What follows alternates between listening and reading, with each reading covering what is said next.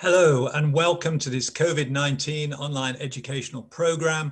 And I'm Anton Posniak from the Chelsea and Westminster Hospital.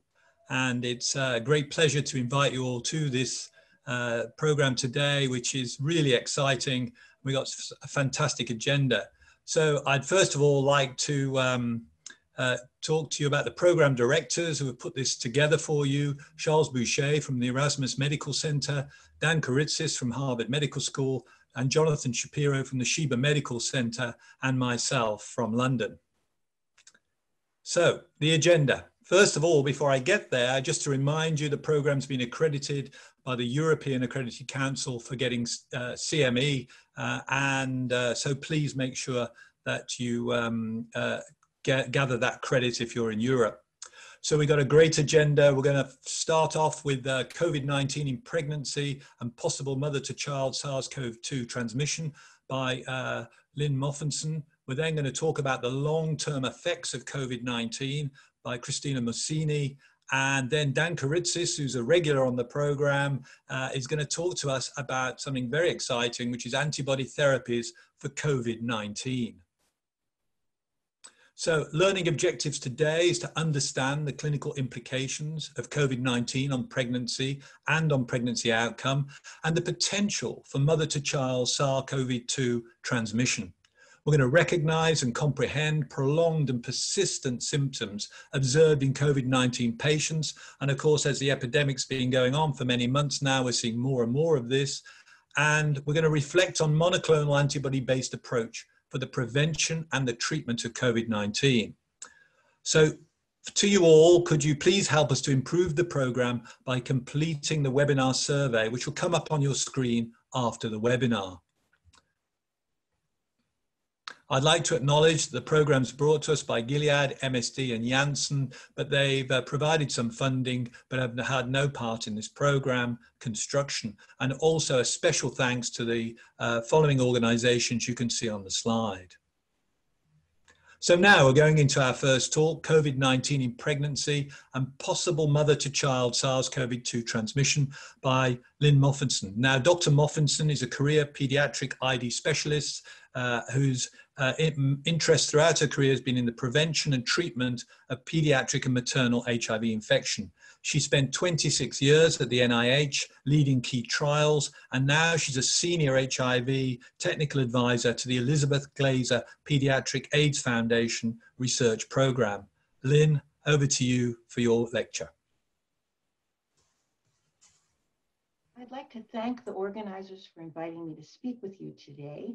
I'm going to discuss COVID-19 in pregnancy and the potential for mother-to-child SARS-CoV-2 transmission. I've got no conflicts to disclose.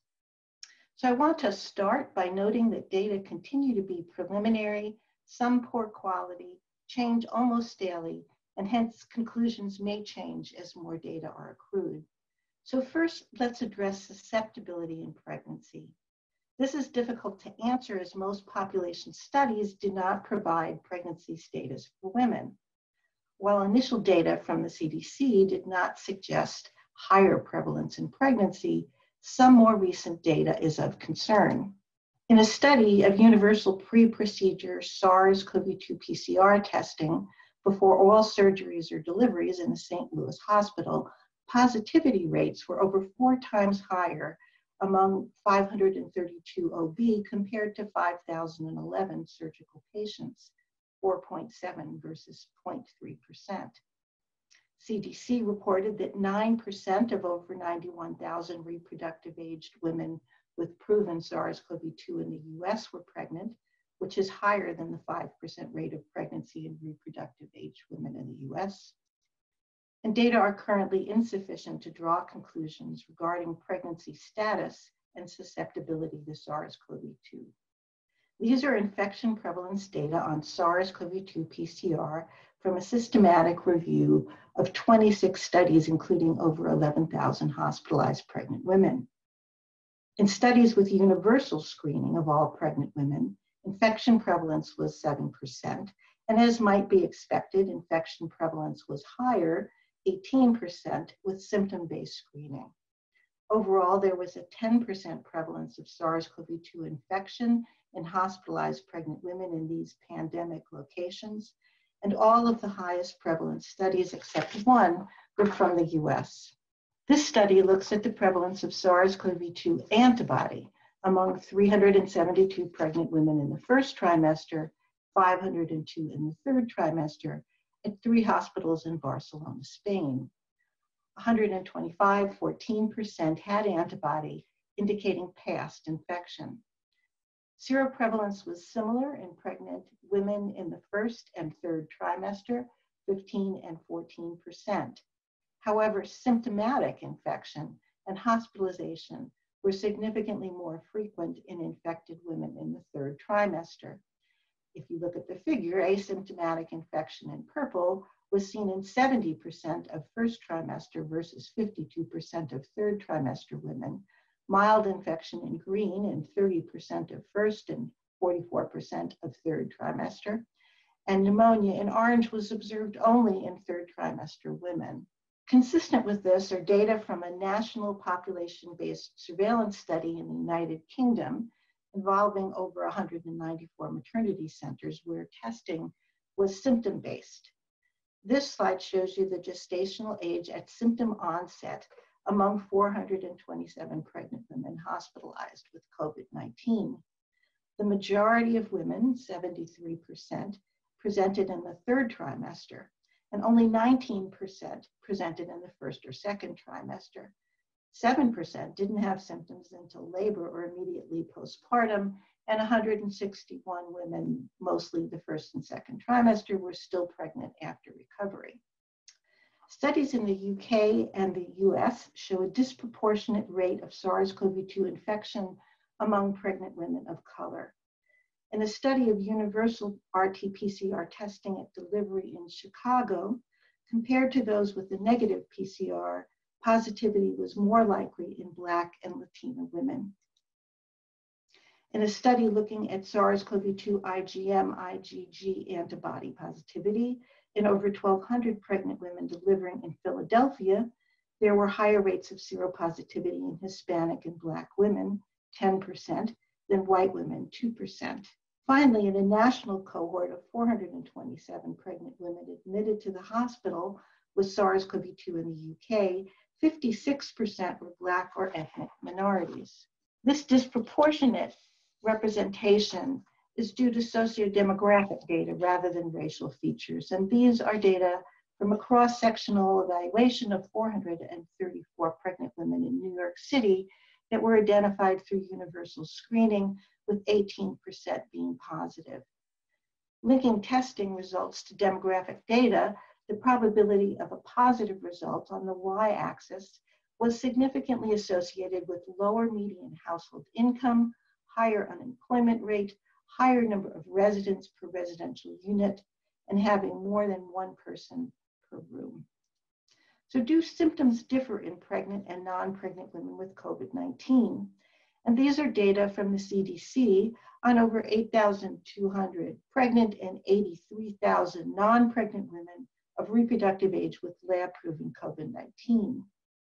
There were similar frequencies of cough and dyspnea, but pregnant women less frequently reported fever, myalgia, chills, headache, or diarrhea.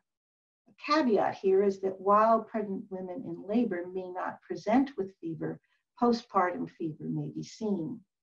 Similar to what we now know about SARS-CoV-2 in the overall population, the majority of pregnant women with infection are actually asymptomatic. And these are data from 15 papers reporting on universal SARS-CoV-2 RT-PCR testing of over 10,000 pregnant women presenting in labor from the US and other countries as shown.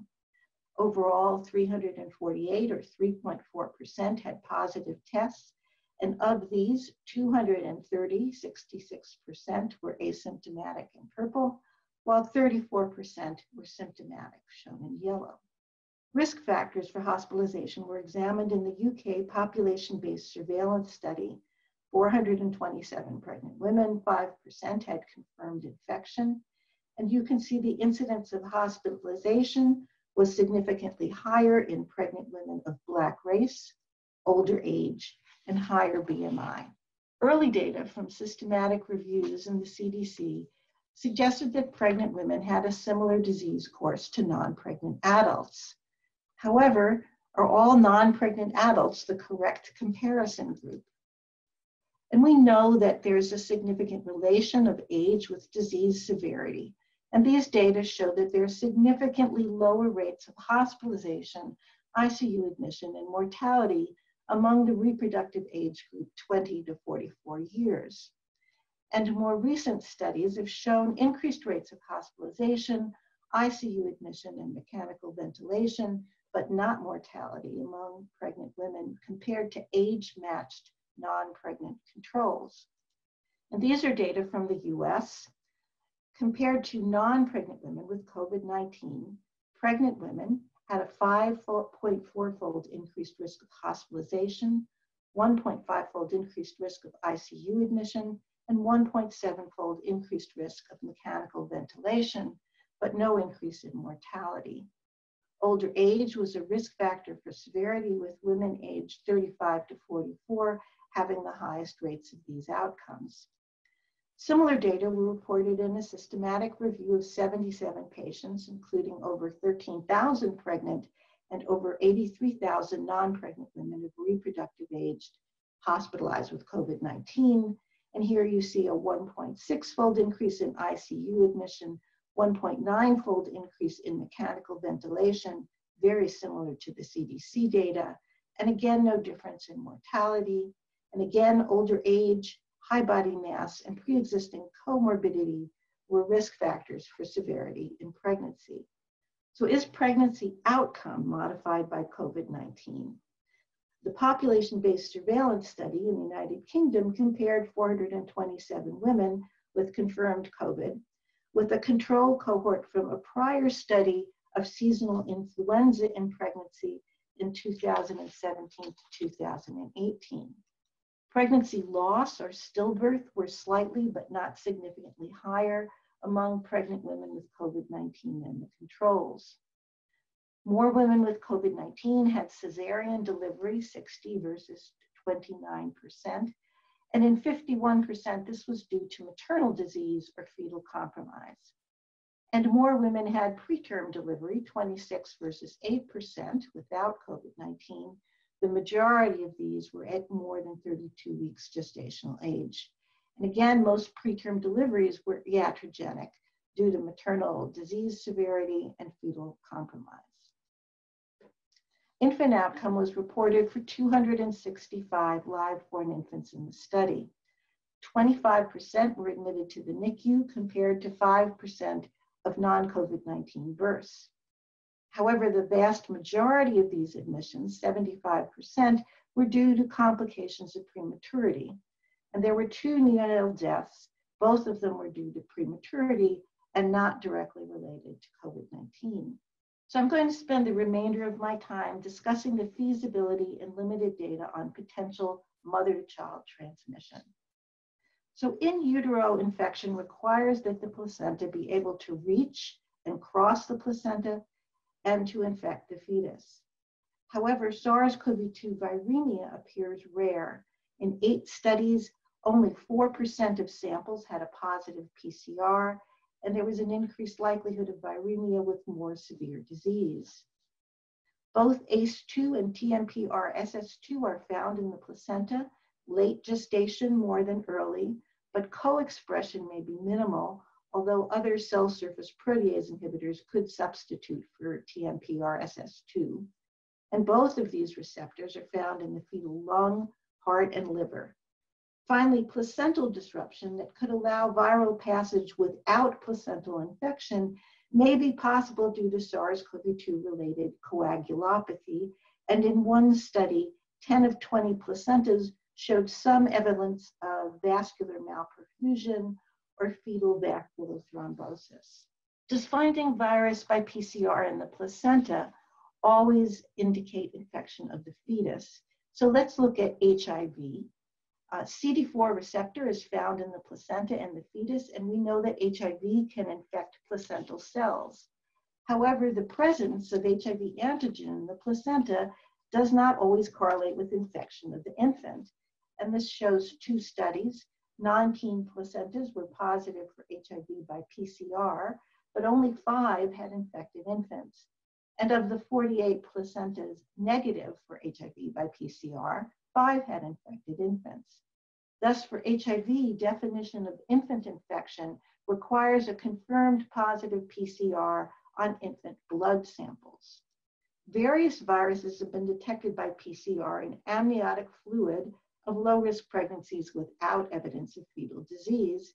And this shows you a prospective study of low-risk women referred for amniocentesis, where PCR testing for a number of different viruses, as shown on the slide, was done. 6% were positive for one or more viruses, with adenovirus being most common. Pregnancy and perinatal outcomes did not differ between those with and without positive PCR, and positive PCR was not associated with evidence of fetal inflammation or infection by cytokine presence or with pregnancy loss. Thus, amniotic fluid detection of virus by PCR does not always mean fetal infection. Intrapartum transmission requires fetal or infant exposure to infectious blood or secretions during labor and delivery, and for that pathogen to be able to infect the newborn. However, SARS-CoV-2 is rarely found in vaginal fluid, only 3% of samples in 15 studies. But in contrast, SARS-CoV-2 is frequently found in feces, with more than 40% of infected individuals having a positive fecal PCR. Whether this is infectious or not is unclear. In 5 studies, viable virus was only able to be detected in 35% of 17 patients. The potential importance of environmental contamination in the delivery room is illustrated by this study of environmental sampling of room surfaces, air, and healthcare worker face shields in birth from 4 asymptomatic women who tested SARS-CoV-2 positive, 2 with a vaginal and 2 with cesarean deliveries. After delivery, 18% of surfaces, 22% of air samples were positive for SARS-CoV-2, and this was more with vaginal than cesarean delivery. Post-delivery face shields were positive in all healthcare workers with vaginal delivery, as shown, but none with cesarean birth. Finally, postnatal transmission requires infant exposure to infectious breast milk and for the infant to become infected via the oral or gastrointestinal route. SARS-CoV-2 has rarely been detected in breast milk. In 12 studies, 20 of 196 samples, 10%, from 10 of 85 women, 12%, had a positive PCR, and this was generally transient. It's unclear whether this is infectious virus. And in one study, no replication competent virus was detected in a breast milk sample positive by PCR.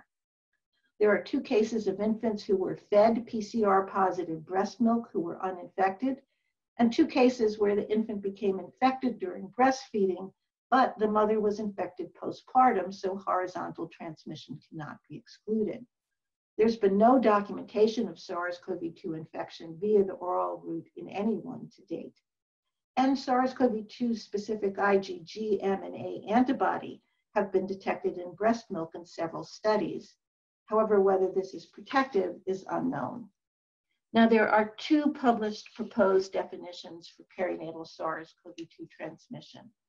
The SHA definition is pretty complex. It has 5 categories: confirmed, probable, possible, unlikely, not infected, for both mother and infant, 4 infant classifications: congenital fetal death, congenital live birth, intrapartum, and postpartum, with further stratification by symptom status of the mother and infant, and maternal infection is assumed to occur near childbirth.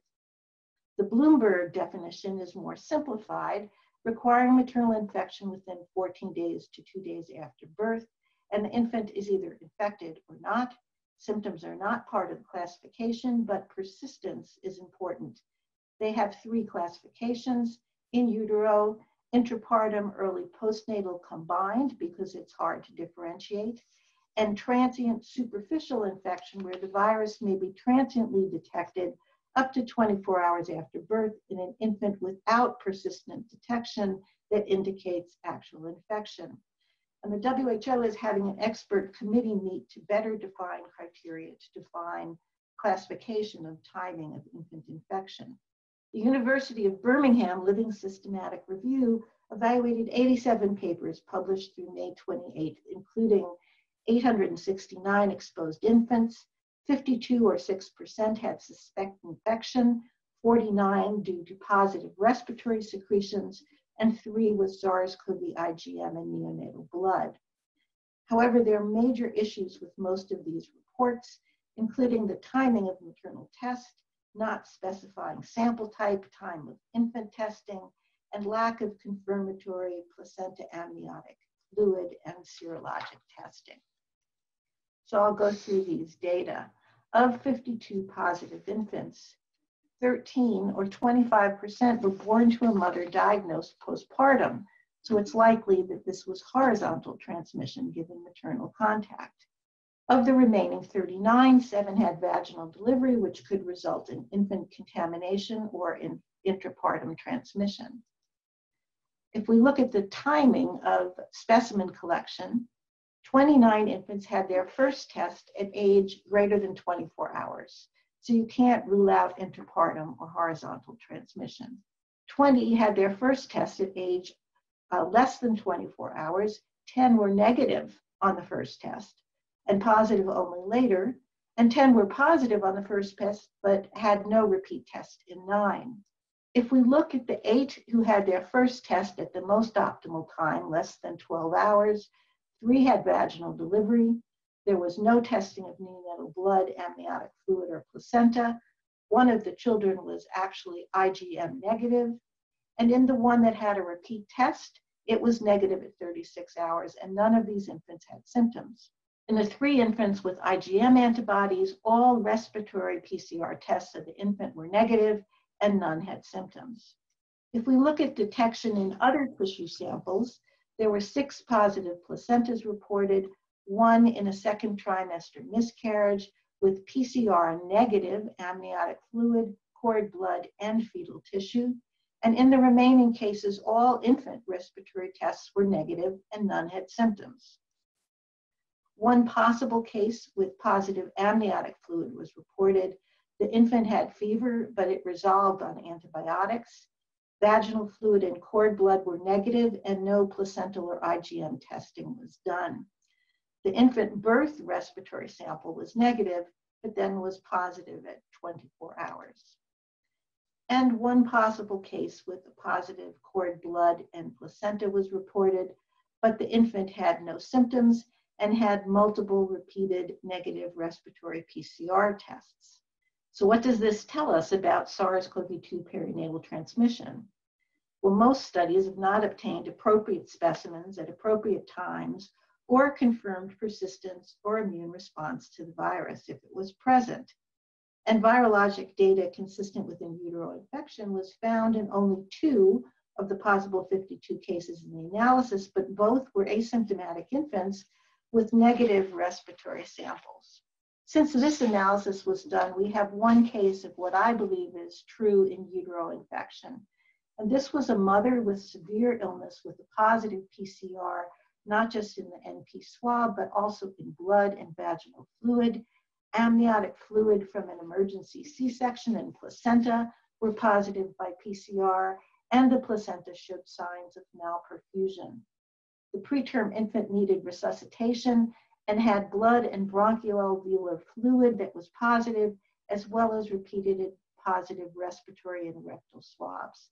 The infant also had transient neurologic symptoms with abnormal MRI. However, despite all of this, the infant improved and was discharged. So in summary, many questions remain regarding pregnancy and COVID-19. There are inconclusive data on whether pregnant women have increased susceptibility to infection. Pregnant women may be more likely to have a severe disease than non-pregnant women of a similar age. And as in the overall population, severe disease is more common in pregnant women who are obese, older, or have underlying conditions. Severe COVID-19 in pregnancy may be associated with preterm delivery, and that's likely due to maternal disease and fetal distress. NICU admission appears more likely, but that's due to prematurity rather than symptoms of infant infection. Finally, the effects of maternal infection on the embryo and fetus are unclear. There were very few reports of first trimester infection, so the effects of early infection are unknown. Intrauterine infection, while it can occur, appears very rare. Peripartum transmission can occur, but also appears uncommon, and there are no proven cases of breast milk transmission. Finally, and reassuringly, overall, SARS-CoV-2 exposed infants appear to do very well. Thank you very much for your attention. Lynn, that was a fantastic overview of this subject, and I learned so much. We're going to have a round table at the very end, but I just wanted to ask you, this third trimester issue, there seems to be more pneumonia, more positive tests. Do you think it's due to the sort of immune suppression that goes on in pregnancy that's sort of worse in the third trimester, that might be reflecting why we're seeing that? Yeah, I think your question is hard to answer. It sounds like a good hypothesis, but also in the third trimester, you know, the lungs are compressed, the heart is pumping more. There are lots of issues related to late pregnancy that could be associated here. So I don't know that we have reason yet. Yeah, and I suppose the other thing is that there's more gestational diabetes and hypertension as the pregnancy goes on. So, yeah. Yeah, it's really interesting. Well, please stay on, because we're going to have the round table at the end. I've got lots of questions coming in, so hopefully we'll be able to address some of those then. But thank you very much indeed. Sure. And now we're going to move on to our next talk by Professor Cristina Mussini from Modena and Reggio Emilia in Italy. Now, Cristina is the director of the infectious disease clinics at the University of Modena, and she's a leading HIV clinician and researcher in Italy and Europe. And she's also got a major interest in infection control. But she's recently published on the long-term complications of COVID-19. So it's absolutely appropriate that we've asked her to give this talk today. Thank you so much, Cristina. I'm looking forward to it. Today we'll talk about long-term effects of COVID-19. And welcome everybody, these are my disclosures. As you know, SARS-CoV-2 can affect many organs in the human body other than the respiratory tract. But when it involves the respiratory tract, really the respiratory impairment goes very, very quickly, very, very fast, as you can see. And many patients die, as you can see from this slide showing the cohort in Modena, Bologna, and Reggio Emilia, so my region. They can undergo mechanical ventilation and die. But what happened to those who don't die, who survive?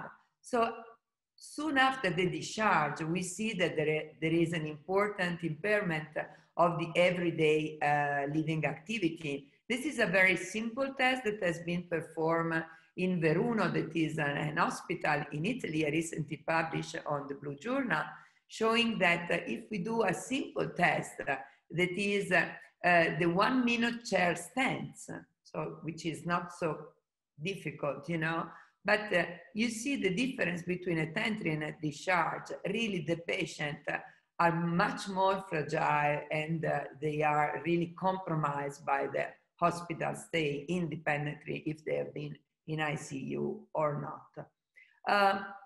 The first one who show that there is this entity that is the post-COVID symptoms were some doctors from Leeds. They are working in a rehabilitation centers, and they look at 40 days after discharge, so more than a month after discharge, still a high percentage of patients were feeling, either if they were admitted to a ward or admitted to the ICU. If we look, for example, at the breathlessness that is increased on there, about 42% of patients who were admitted to a ward compared to 65% of those who were admitted to ICU still have the symptoms more than a month after discharge. As many other symptoms, as you see, even neuropsychological one.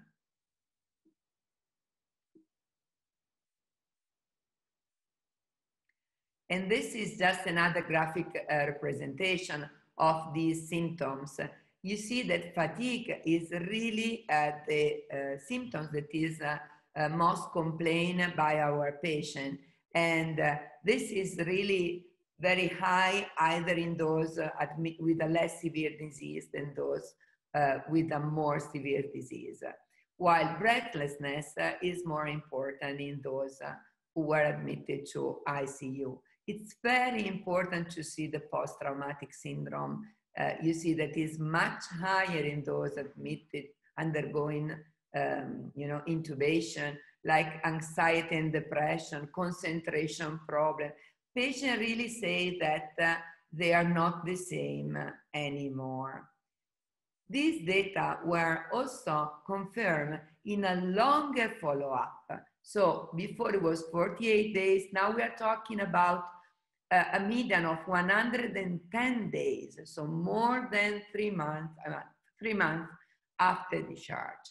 And even distinguishing patients between those admitted to the ward and those admitted in ICU, still the difference is not so relevant between the two type of patients concerning, you see many symptoms like confusion, cough, dyspnea. What is different is also the body mass index, as you can see. And we will talk about the weight loss in these patients. So how can we investigate these symptoms? Obviously, we just can perform an anamnesis, but I think that it would be better to follow some standardized scale. For example, this is a tool that measures in a standardized way the functional status over time after COVID-19. It has been recently published to the Blue Journal too. And it's just to have face it in a very scientific way and not just with a narrative medicine that is important, but I think that is important, especially because these symptoms last in time. Is important to have an objective measure in order to compare before and after. But which could be the pathogenesis of this post-COVID syndrome?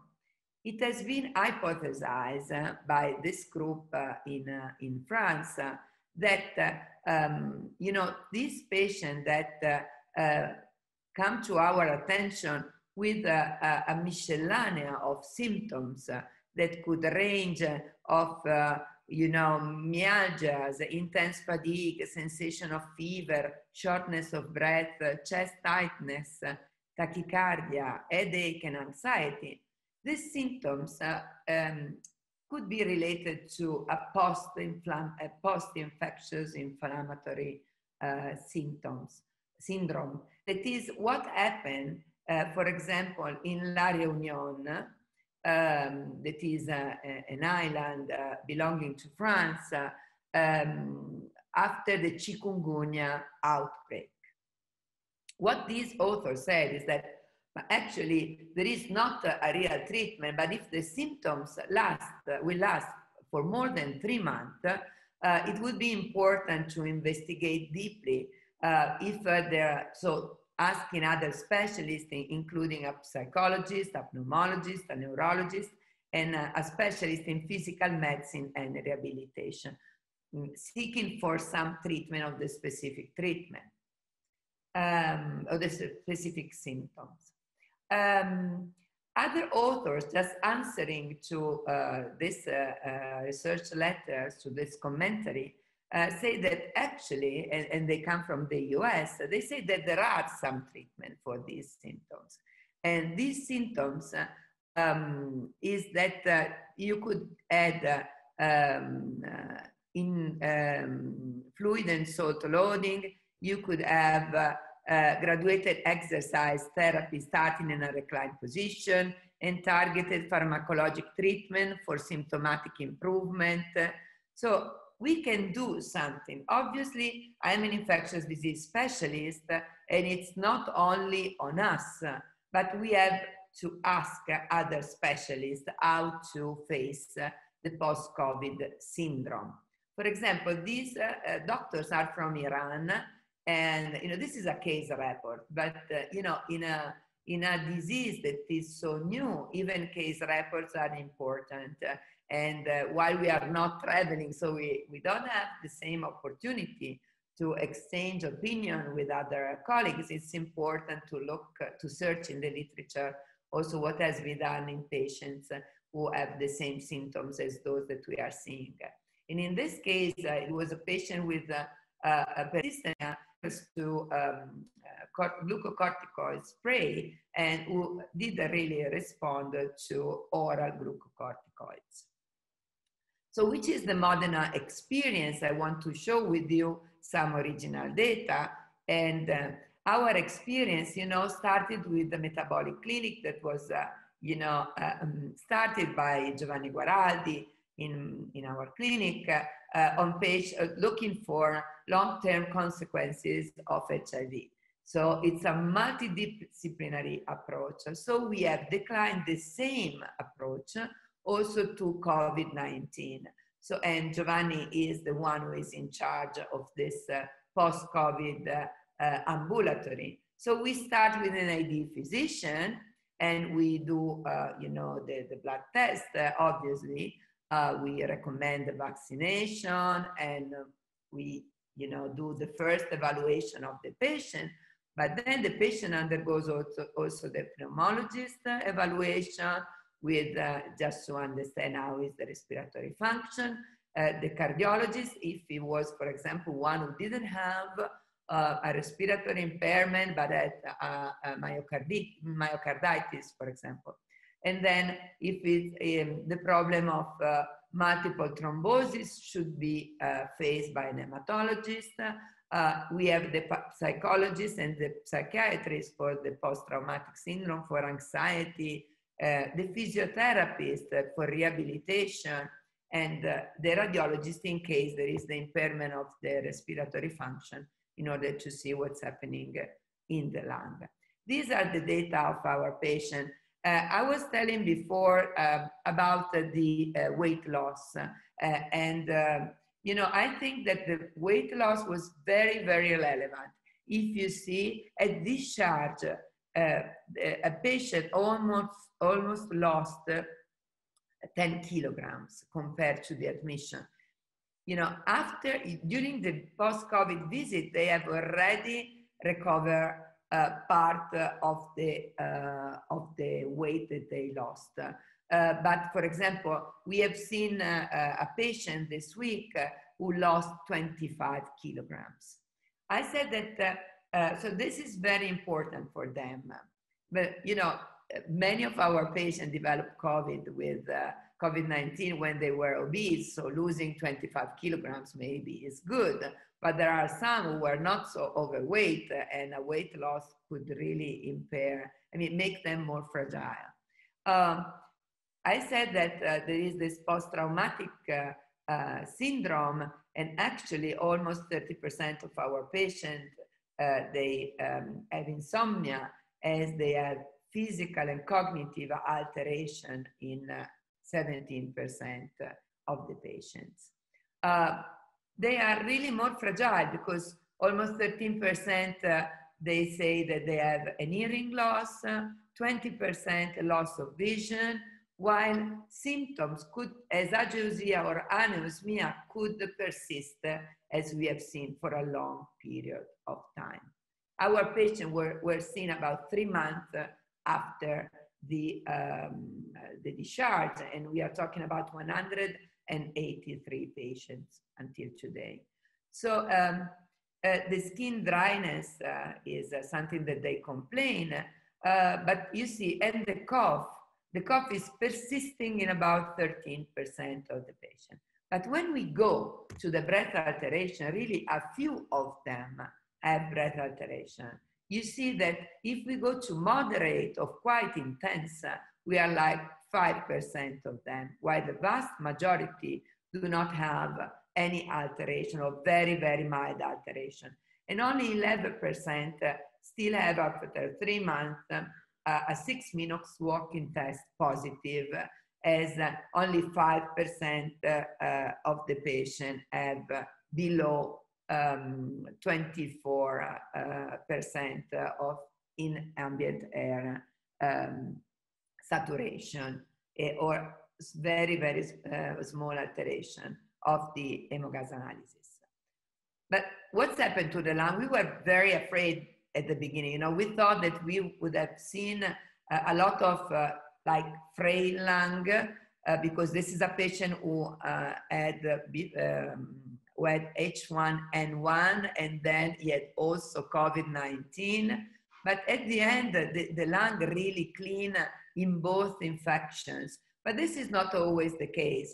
This is another patient who still maintained ground glass even after 3 months after discharge. This is a patient who underwent invasive mechanical ventilation. And this is a case report in the literature showing also the possibility to develop a lung fibrosis.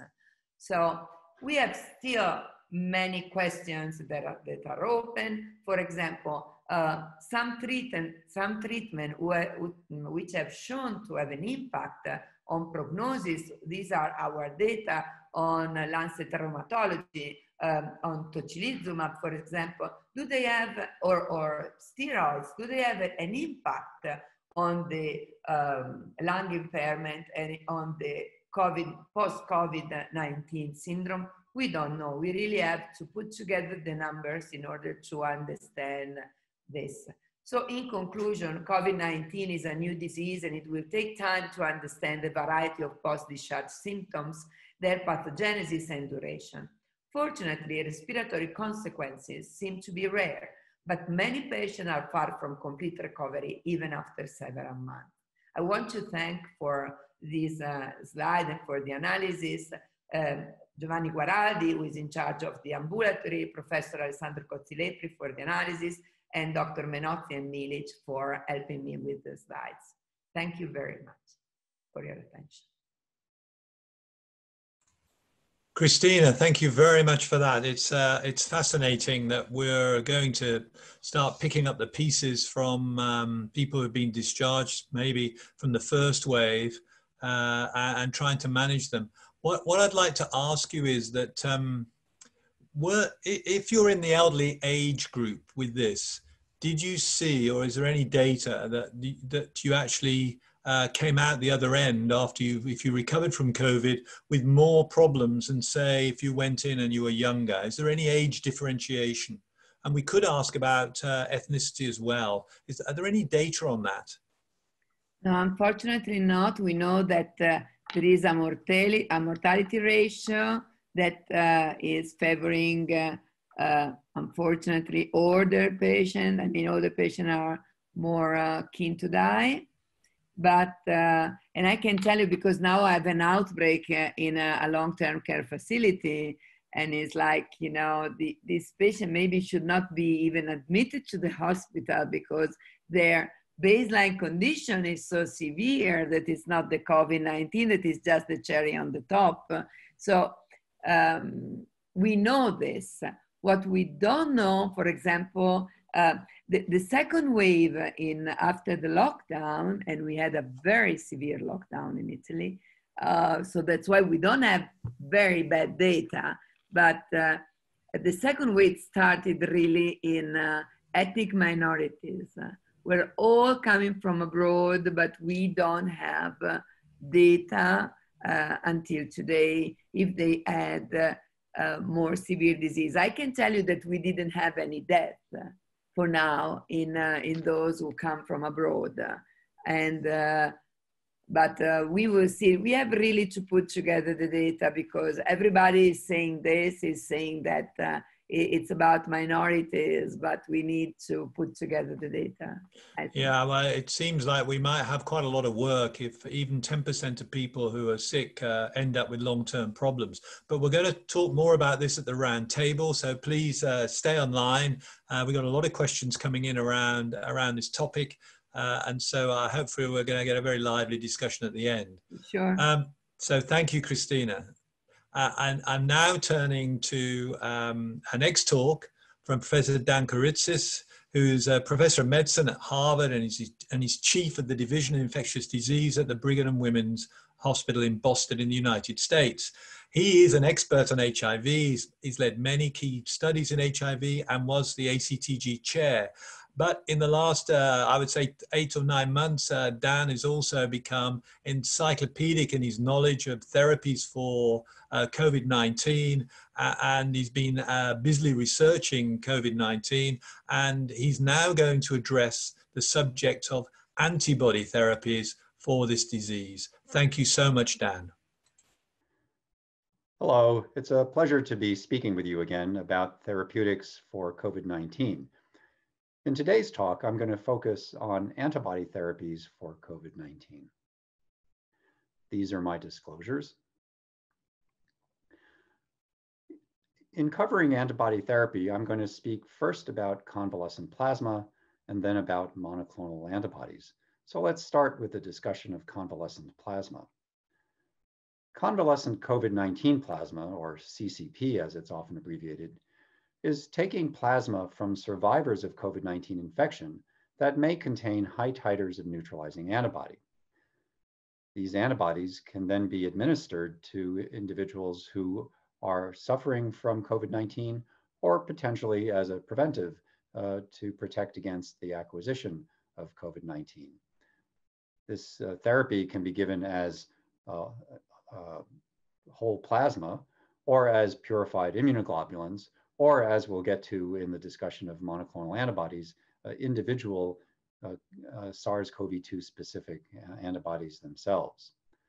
Convalescent plasma has shown some benefit in the treatment of avian influenza and in H1 influenza, as well as MERS. And pilot studies and uncontrolled trials in COVID-19 have suggested a possible benefit of convalescent plasma. The first of these studies to be published was an uncontrolled pilot study in just 5 individuals in China, suggesting a possible benefit of CCP in patients with COVID-19. Notably, these were 5 intubated patients, 4 of whom were subsequently weaned off the ventilator. This paper published earlier this year in JAMA showed that, first of all, the virus load was reduced, as you can see by the increasing cycle length needed for a positive PCR test. The clinical acuity score, or SOFA score, declined in these patients. Their oxygenation improved, and they also became less febrile. Of course, there's not much one can conclude from just 5 patients in an uncontrolled observational study, essentially. And this phase 2 open label study that was a randomized clinical trial, albeit still relatively small, failed to show any significant difference overall. This was a study done in 5 medical centers in Wuhan. It had 103 participants who were randomized equally between convalescent plasma and standard of care. Notably, in this study, the plasma selected for infusion had been pre-screened to have high titers of IgG specific for the receptor binding domain of the spike or S protein of SARS-CoV-2. Not all convalescent plasma studies have actually used pre-screened units, so that's a unique feature in this trial. The primary endpoint was time to clinical improvement within 28 days of treatment. You can see in panel A that although there was a slight improvement in terms of the improvement rate for those who received convalescent plasma, there was no statistically significant difference between those who received the plasma and the control patients. However, among those who had severe disease, there was a statistically significant difference in the rate of improvement for those who received convalescent plasma. This was not the case, however, in those with more severe or life-threatening disease, essentially patients who were on mechanical ventilation. A somewhat larger experience, but this from an uncontrolled study, reported interim results of convalescent plasma use in the Houston Methodist hospital system. These were all patients with severe or life-threatening disease.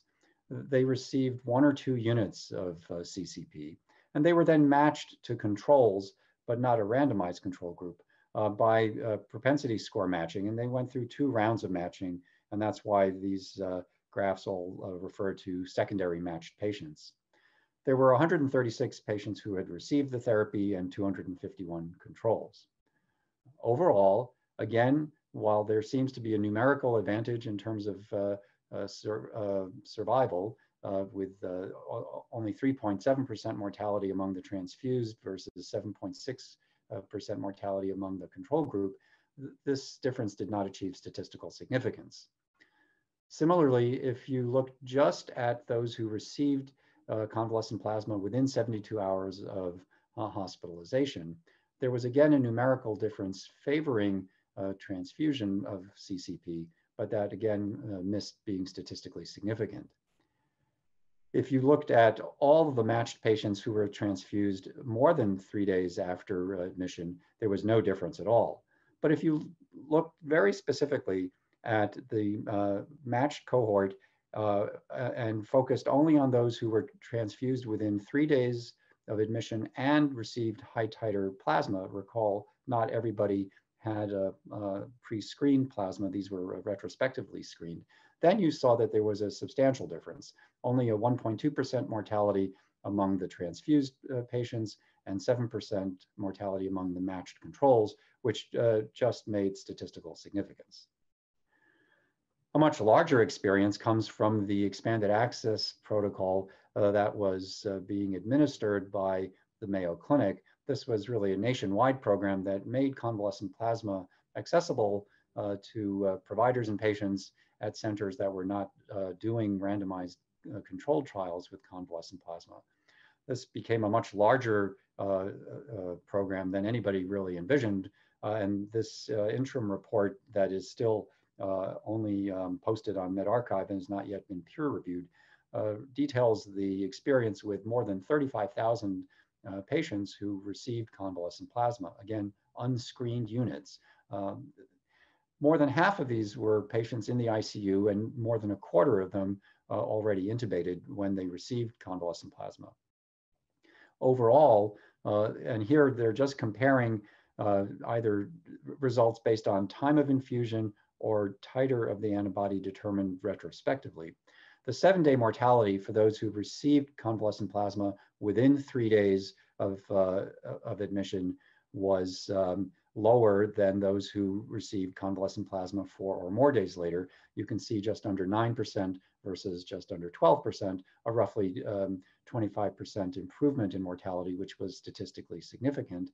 Likewise, the 30-day mortality again showed about a 25% improvement in mortality rate, going from nearly 27% to just under 22% for those who received convalescent plasma earlier versus later. But these are not controlled results because there is no placebo group. And if you look at the same groups of patients, and now here in the top row, the 7-day adjusted mortality, and the bottom row, the 30-day mortality, examining the titers of antibodies, and I apologize for the print here being a little bit fuzzy. We're comparing the mortality in those who received low, medium, or high dose, high titer convalescent plasma. You can see that there's a very clear gradient of effect, with the lowest mortality among those who received the plasma with the highest titers. None of these differences actually reach statistical significance, however, because the confidence intervals cross 1. And then if you further look at those who received high titer antibody within 3 days of admission and compare those to the participants or patients who got medium dose or low dose, again, you see a bigger gradient of effect. It was, but still not, and it was statistically significant when you compared the low to the high dose, but not the medium to the high dose.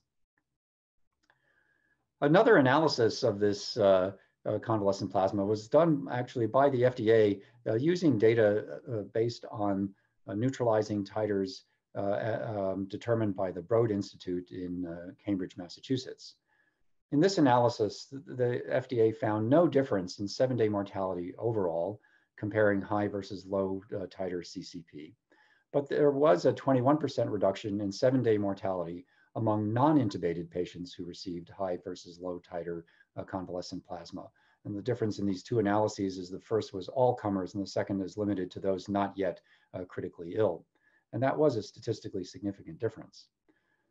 There was no association between CCP titer and 7-day mortality among intubated patients, hearkening back to those preliminary phase 2 data that I showed you earlier from China that demonstrated no benefit of convalescent plasma in critically ill patients. However, if you limit the analysis to non-intubated patients under 80 years of age who received high titer convalescent plasma within 3 days of admission, there was a significant reduction in 7-day mortality, nearly 50% reduction, and that was highly statistically significant. On the basis of these data, the FDA issued an emergency use authorization allowing the administration of convalescent plasma and bringing to an end the expanded access program. So to summarize the information about convalescent plasma, anecdotal evidence and uncontrolled trials suggest convalescent plasma may provide benefit in patients with severe COVID-19, particularly when patients receive high titer plasma within 3 days of admission. There's little or no benefit in critically ill or intubated patients. But it's important to note that the data to date don't prove a benefit, and randomized trials are still ongoing. There are many such trials going on across the world. The Infectious Disease Society of America guideline panel recommends COVID-19 convalescent plasma be used only in the context of such clinical trials. And the US Department of Health and Human Services COVID-19 treatment guidelines state there are insufficient data to recommend either for or against the use of convalescent plasma for the treatment of COVID-19. Convalescent plasma should not be considered standard of care for the treatment of patients with COVID-19 at this time. Well, let's go on to discuss monoclonal antibodies. Monoclonal neutralizing antibodies can be compared to convalescent plasma in much the same way as a single malt scotch might be compared to a blended scotch. I'm sure Dr. Shapiro will appreciate that analogy. Human monoclonal antibodies are able to neutralize a wide range of SARS-CoV-2 isolates. They all target the S or spike protein, and they can enhance various immune effector functions such as complement-mediated lysis, antibody-dependent cellular cytotoxicity, and cellular phagocytosis of infected cells. These antibodies can also be genetically engineered to combine multiple specificities or to extend the half-life of the antibodies. There's potential utility of such antibodies for both treatment and prevention of COVID-19.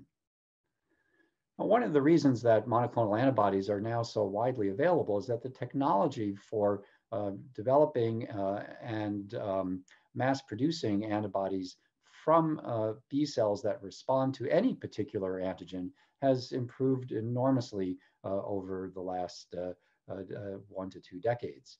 And there are 3 basic ways by which monoclonal antibodies can be made.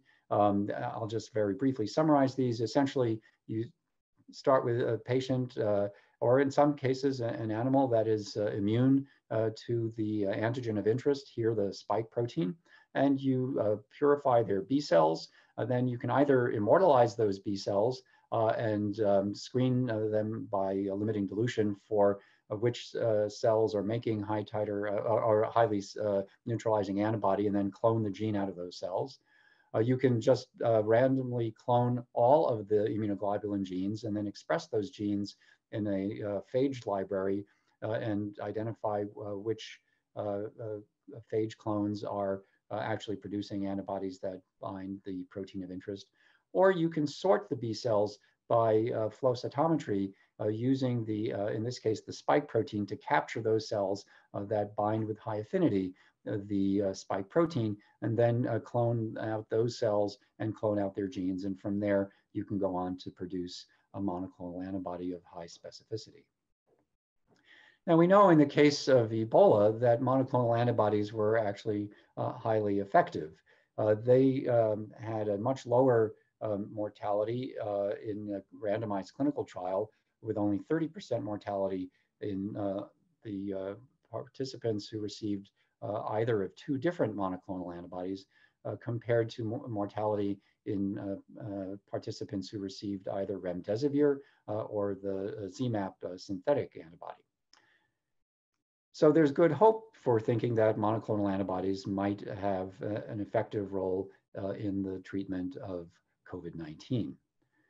This slide shows some of the preliminary preclinical data on one of the monoclonal antibodies. And here, this three-dimensional diagram shows you the monoclonal antibody with the heavy and light chains shown in purple and pink. Here you see the receptor binding domain of the SARS-CoV-2 spike protein, both the internal and external components. This is the part of the receptor binding domain that would engage the ACE2 receptor. And you can see how binding by the antibody to the external domain of the spike protein obstructs the ability of the natural receptor ACE2 to engage with the virus. Here on the right-hand side, we see two different monoclonal antibodies. The one in red is the same antibody as that pictured here on the left.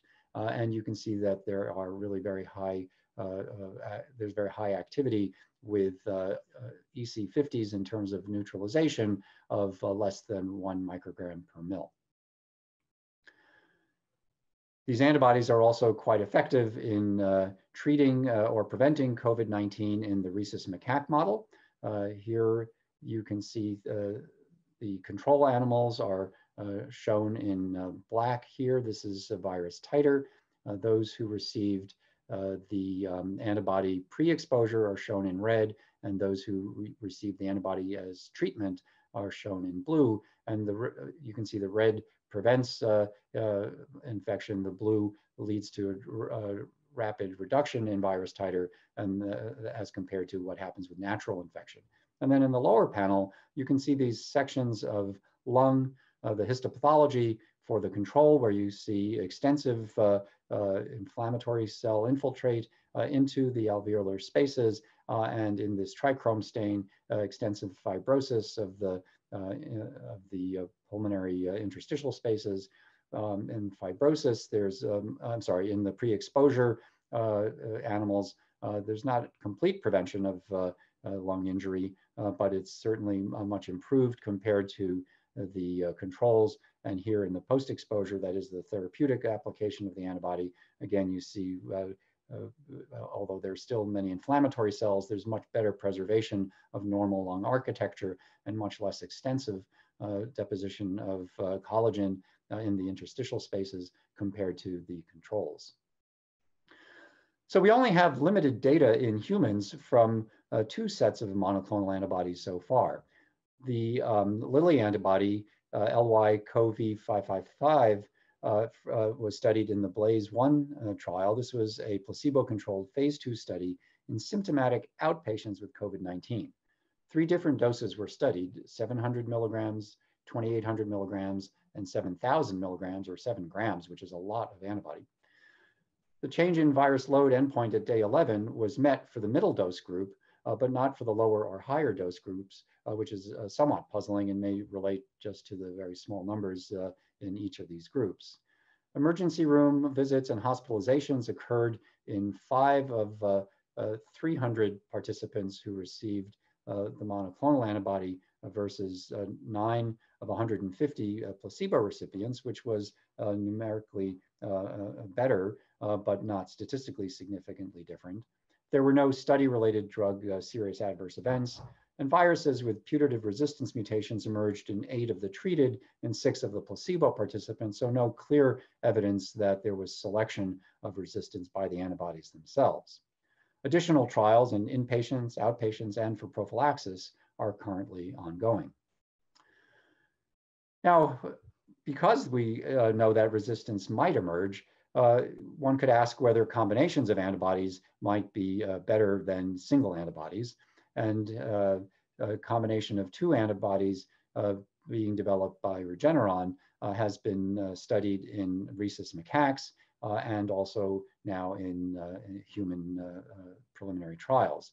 In the macaque experiments, which are illustrated in this slide here, you can see that this combination resulted in dramatic reduction of virus load in the animals compared to placebo. And again, if we look at the histopathology, you can see here the placebo group shows accumulation of a large number of inflammatory cells. And then there seems to be a dose response with the monkeys getting the highest dose, having essentially normal lung architecture with very nice wide open alveolar spaces. Those that receive the lowest dose have significant inflammatory infiltrates. So the Regeneron antibody cocktail has been studied now in an ongoing so-called seamless phase 1, 2, 3 trial, where they initially did the pharmacokinetics and then moved on into a phase 2 study and are now expanding into phase 3. The results of the phase 2 study have been posted by press release that involved 275 outpatients who were randomized to receive either 8 grams or 2.4 grams of this cocktail or placebo. Notably, the participants were stratified retrospectively by the presence or absence of their own antibodies at the time that they were administered the cocktail. And it was found that serologic status correlated highly with baseline virus load. That is, people who were seronegative had much higher levels of virus compared to those who were already seropositive. There was about a half log greater reduction in participants who were treated with the high dose and a quarter log reduction in patients receiving the low dose as compared to placebo. The high dose group, that was a statistically significant difference, but not so for the low dose group. These differences were slightly greater when limited to those who had not yet developed their own antibodies. Among that seronegative group of patients, the median time to symptom alleviation was 13 days in the placebo group compared to 8 days in the high dose and 6 days in the low dose group. Neither of those differences was statistically significant, and it's a little curious that the low dose group had a quicker time to resolution of symptoms, just demonstrating that you really can't draw clinically meaningful conclusions from small phase 2 clinical trials. Both doses were well tolerated, and additional inpatient, outpatient, and prophylaxis trials are ongoing. I have to comment, of course, that it was the 8-gram dose of this particular cocktail that Donald Trump received when he came down with COVID-19 1 week ago. So in summary, numerous SARS-CoV-2 monoclonal antibodies have been produced. These monoclonals reduce virus load, may protect against infection, at least in the macaque model, and reduce injury to the lung in animal models. Multiple human clinical trials are ongoing for treatment and prevention of COVID-19. Preliminary results of phase 1-2 trials with the LY-CoV555 antibody and the Regeneron CoV-2 cocktail are encouraging, but we still need randomized clinical trials. There have been no safety concerns to date, but phase 3 data are really needed to demonstrate clinical efficacy. Thanks very much, and I'll turn this back to the moderators. Dan, thanks for that. It was a great overview of both of those treatments. I hope Mr. Trump was in a clinical trial and signed the consent form himself. Dan, every time you make one of these recordings, then some new data comes about 4 hours later, and I think you should make it an hour before the meeting next time. And we've had this time and time again, and there's been some new data from the Blaze group. Can you just let us know what this was about? Yeah, combination. Thanks very much, Anton. Yes, additional data did become available, particularly about the combination of 2 antibodies tested by Lilly, the CoV555 data that I showed you, plus CoV016, which is a second antibody with a different epitope specificity. In the combination dosing, there was a faster reduction in virus load, and the data on alleviation of symptoms are much more compelling with the combination than with the CoV555 alone. One significant shortcoming of the additional data, however, is that there was no arm that just gave CoV COVID-016 by itself. So it's entirely possible that COVID-016 is simply a much better antibody than COVID-555, and the combination data merely reflect activity of a superior monoclonal. We really don't know. And again, as I said in the talk, these are all preliminary phase 2 data with small numbers, and we really need to see the data from phase 3 clinical trials. Given that both Regeneron and Lilly have now applied for expanded access authorization, we can only hope that such use won't interfere with completing properly designed and conducted phase 3 trials. But another reason the combos might work is the actual total concentration you're giving. It's just you're giving like twice the amount or 3 times the amount. I don't know what to say. Or the affinity might be, great for one and not for the other. So well, in the case of the Lilly studies, it was 2,800 milligrams of each antibody, so lower dose than the 7,000. Oh, okay, yeah, than the single. The mono. In the Regeneron, I believe it's 8 grams total antibody, but I'm not completely certain about that. Okay, thanks. If everyone, all the speakers could join now for the round table, and I want to direct the first question to Lynn, actually, which, Lynn, cesarean section. There seems to be less contamination of the room and all the personnel if you do a cesarean section, and maybe there might be some of the benefits. Do you think it should become routine? No, I think that cesarean section should be based on obstetric findings. I think that it is true there's less contamination of the environment with the cesarean section, but I think that there's so little data about risk to the infant that I just don't think it warrants that. And the one case that I presented that I think is real in utero transmission, that was from a cesarean delivery. Okay, so that's very interesting. Huh? Obviously, I think if someone's very sick with needing a lot of oxygen or needing ventilation or something, you may have to do that because it would not be possible to do a normal delivery. But I don't think any of that's been described in the literature, has it, Lynn? Yeah, no, I think the issue is if the woman's really sick and she needs to have delivery and it needs to be emergent, then a cesarean section has an obstetric indication. Yeah. But doing it just simply because you think you're preventing transmission that may not actually occur, I just don't think it's worth the extra morbidity of a cesarean delivery in the woman. Yeah. Anton, can I ask Glenn a question quickly? Yeah, please do, yeah. Early on, end of April or beginning of May, there was a lot of talk in the press and even some in the medical literature about these so-called missing preterm deliveries, that the rate of preterm deliveries seemed to have dropped for unknown reasons. And it sounds like that didn't pan out as being true. Is that right? Yeah, as far as I know, I think that what may have happened is that people delayed going to the hospital, but I don't know that there's been further literature on that. Thanks. Christina, insomnia. I mean, many people suffer from that, but it was curious that in your study you saw quite a lot of insomnia, about 10% or so of people afterwards. Do you know if that's seen in other patients who come off ICUs or are sick? Is this just a phenomenon of being very sick and then recovering, or do you think it might be COVID specific? Because it appears to me from all the literature that COVID's a bit neurotropic, and people do get a lot of problems psychologically, psychiatrically, and brain-wise.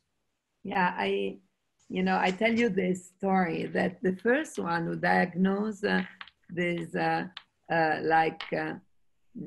psychological or memory problem was our secretary, because she was, calling the patient to give them the appointment to the post-COVID ambulatory. And she said, but Did you see that they have some problem because I have to repeat the things 10 times in order to let them, keeping it in mind. So she was really the first one in understanding this. And I think that it's like this, the problem of insomnia and of post-traumatic disease, I think that is even worse with COVID-19 because the patient of the first wave were so scared about the mortality rate and about, the possibility of dying, that even if they survive, they still have maintained a lot of psychological problem, a lot of insomnia, anxiety, depression. So it's really like this. It's going to be interesting how those people are going to react to this second wave. I know this is slightly off topic, but from what we've been talking about, we've had several questions, and thanks for them, about people having a second infection, right? So I think there's one from Korea and there's one from the US. And maybe I can start with Dan about second infections. They seem to be incredibly rare, but the guy from the US was worse the second time round. Did that worry you? Well, they are certainly infrequent, but clearly documented. I think it's hard to know whether if you see worse infection the second time around, is that a dengue-like manifestation where because you have some pre-existing immunity that leads to a bigger inflammatory response?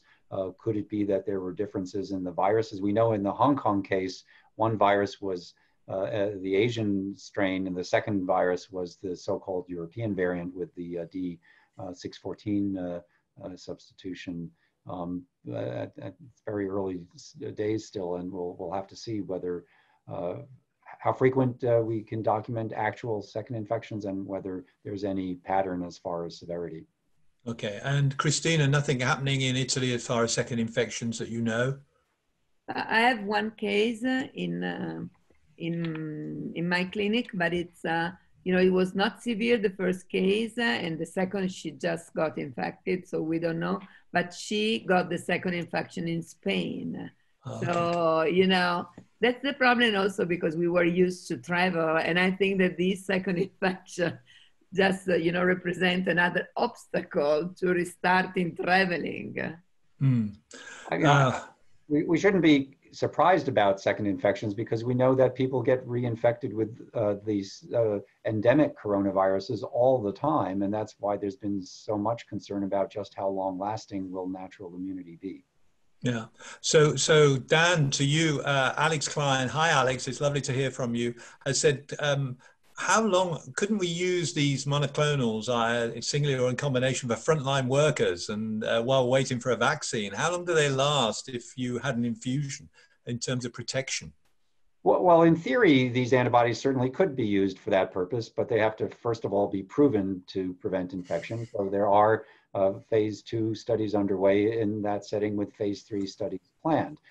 Some of these antibodies have the LS modification in the FC domain, which is the same modification that's making the HIV broadly neutralizing antibodies long-acting agents. So they may have half-lives that could last 3 to 6 months. But again, we need the complete PK data on those variants.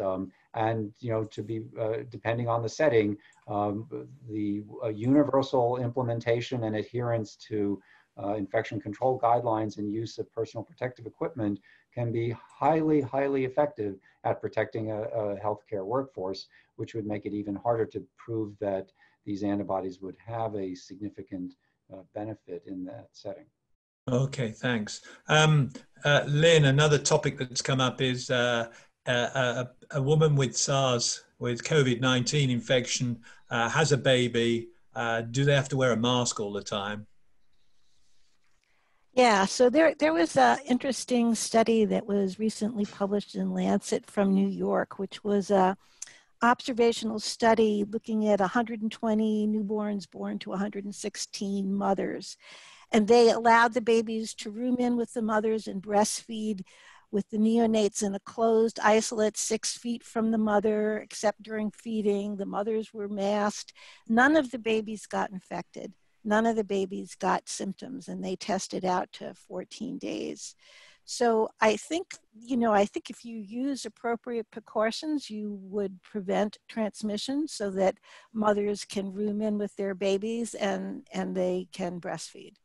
Yeah, I have no idea what that might do to bonding or what the baby might think the mother looks like in the future. I mean, the psychological effect of that needs to be studied, I suppose.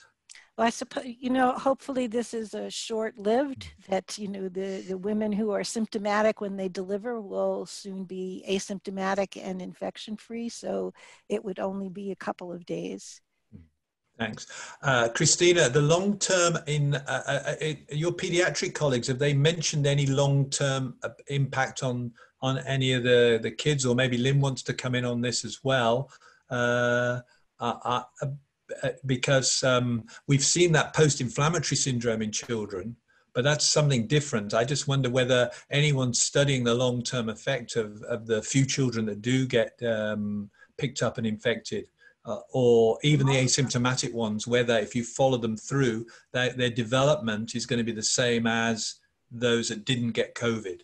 Do you know if either of you, if any research is going on with that or any data? Marlene will know this better than I do, actually, because she's a pediatrician. Yeah. Yeah, I don't think there's really been any data on this. I mean, with the multisystem inflammatory syndrome, people are concerned about long-term effects on the heart, particularly the kids that get aneurysms. So I think there's a lot of concern there. I don't know that there's been any publications related to longer-term follow-up of kids who just get SARS.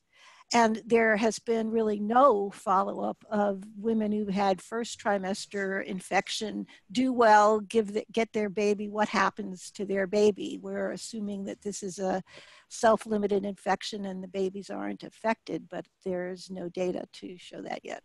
Okay, fine. Dan, I'm curious about CCP. Is there a rapid way of concentrating the antibody from people who've convalesced, and then you could just get massive concentrations and give it to people? I mean, is there any way of doing that? Oh, absolutely. You can simply make a gamma globulin, as we used to call it, right? And I've had a few shots in the past. Yeah, right. Yeah. Before the hepatitis A vaccine. Yeah, exactly.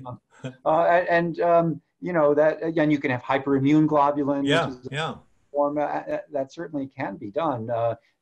CCP was proposed just because it requires no processing, but there are then downsides. You're giving essentially fresh frozen plasma with all of the clotting factors, which may be an issue in a disease that already has a coagulant state. And one of the other weaknesses in some of the ongoing CCP trials is that not every trial, in fact, most trials are not using seronegative plasma as a control. They're either using saline as a control or standard of care as a control. And we don't know what the immunological effects, positive or negative, of simply giving plasma infusions to people with COVID-19 might be. And so some of the observations that are seen in these trials may not be specific to the presence of COVID-19 antibodies, although the correlation with antibody titer would argue that it is in fact the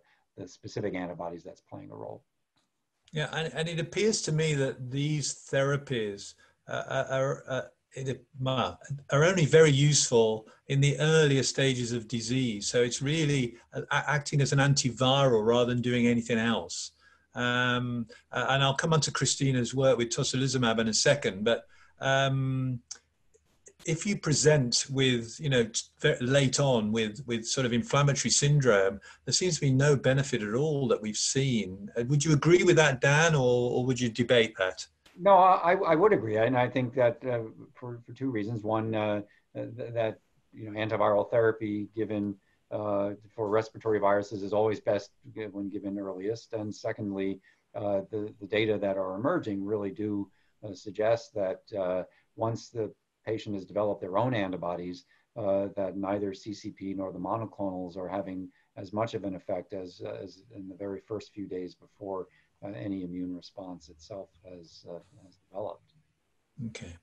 So Christina, your study of tocilizumab, I mean, I'm going to ask you, it's an expensive drug, although it doesn't have to be given very frequently.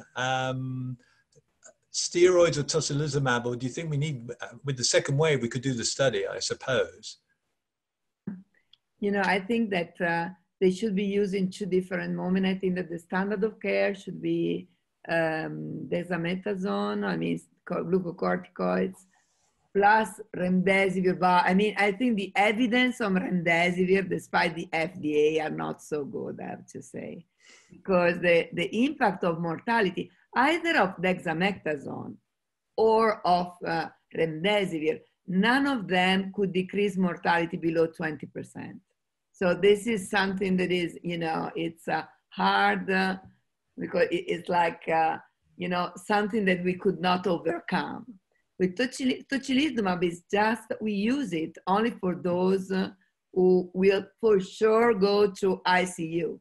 I mean, you see their respiratory function going down and down, and you have nothing, actually. So our results on tocilizumab were, you know, incredible. I have to say that, you know, the mortality in these patients that were more severe than the other was 7%. And I am in the DSMB of the Corimmuno trial, that is the French trial, and it goes in the same direction. I've seen the result of the Impacta trial, but we are only talking about press release because the Covacta didn't work. So we have to understand in which patient we should use it. But if you use it as all these drugs, as the convalescent plasma, as the monoclonal antibodies, I think that the second way should be used really to understand which is the patient for which drug. Okay, and Dan, anything to add to that? No, I think Christina is absolutely right that you know, the issue is all about timing. When do you use which drug and in which patient? Oh, great. So Lynn, we had a question about routine testing for COVID when people come in to deliver. Do you think it's beneficial to do that? Because many of these people are asymptomatic. I suppose to protect healthcare staff maybe, but. I think that's why people move to that. Certainly in New York City, I think in Boston, and I believe in Italy, they moved, and the UK, moved to universal testing. But I think it was more for knowing what procedures to use with the patient than anything else. Yeah. And while you're answering that quickly, is there any experience of remdesivir in pregnant women? Yeah, there's been one, two, maybe 2 or 3 published studies showing that it appears safe and appears to reduce mechanical ventilation, if I remember correctly. Small numbers, and certainly not in the context of a clinical trial. It was in the context of, you know, compassionate use. Dan, you have any more information on that? No, that's exactly right. I mean, we did treat a couple of women with remdesivir, but they were excluded from the Gilead trials. The drug was available through compassionate use. Yeah, we now routinely test every person admitted to the hospital, and therefore that includes anybody coming in for labor and delivery. Okay. Christina, you do the same, yeah? Absolutely, yes. Okay. Well, look, I don't know how quickly the time went. I've got so many questions that have come up on the chat. So I'd like to thank all the audience for all their input. It's been fantastic tonight. And I'd also like to thank you all for all your contributions. You've been wonderful speakers, and I've learned an enormous amount. I think we've really now seen the data on a mother-to-child transmission, and that I think we were quite relieved that actually the transmission to infants is approaching 0. So that must be very reassuring to pregnant mums especially. So I think we can give that message out. Christina has started us off really on something which we need to observe and quantify a lot of what's going to happen post-COVID. There's this whole mixture of psychological, psychiatric, and sort of real physical damage that's been done by the virus that we have to assess over the long term to see how, if people recover from it or have long-term disabilities. And Dan, you've done a great job of looking at convalescent plasma and the Trump therapy of monoclonal antibody. I'm sure he got everything though, but the monoclonal antibody story is really interesting. So we'll watch that space too. And now I'd just like to acknowledge our sponsors again and our supporters for all their help. And so that's Gilead MSD and Janssen. And we've also got some really great supporters for this program. And then we come on to something for all of you guys. I know there were some questions on the web about enduring materials and where you can get this from. So if you go to this www.academicmedicaleducation.com, there are materials and more information. So I'd really like to thank you for joining this. And when your webinar's completed here, there will be a survey. And I really, really ask you, could you complete it so we know what to do next time round? And we do have another point in your calendar for the next edition, which is scheduled on Tuesday, the 10th of November. So it's sort of brunch time in the Pacific, lunch time in the East, and dinner time here in Europe. So we look forward to seeing you all then. I'd like again to thank all the speakers and in particular for the audience for staying with us. Thank you and good morning, good afternoon, and good night.